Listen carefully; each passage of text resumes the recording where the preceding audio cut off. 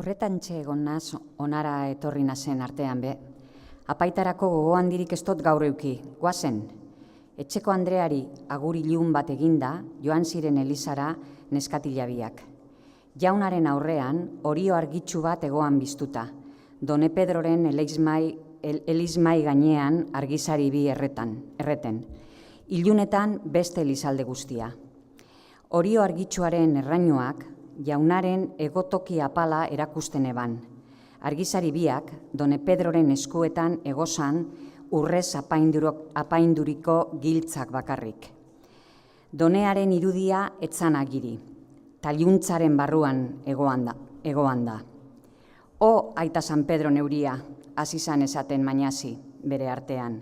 Urrezko giltzak erakusten zakustat, zeruta lurrean jaunak emondako eskubidea daukazula esan gure baseunzta legez.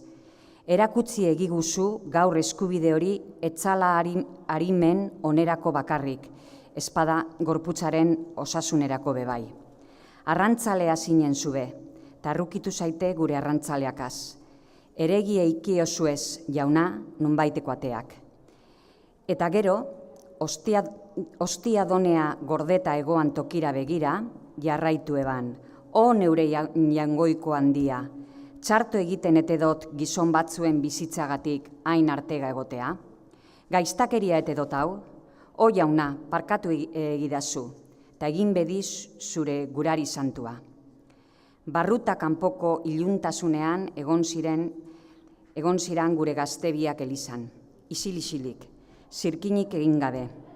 Ilioian gaineko samintasunaren irudiak egoten diren antzera. Elizan tzaileak harimena jo eta gerotsuago, ateak itxi zituan artean.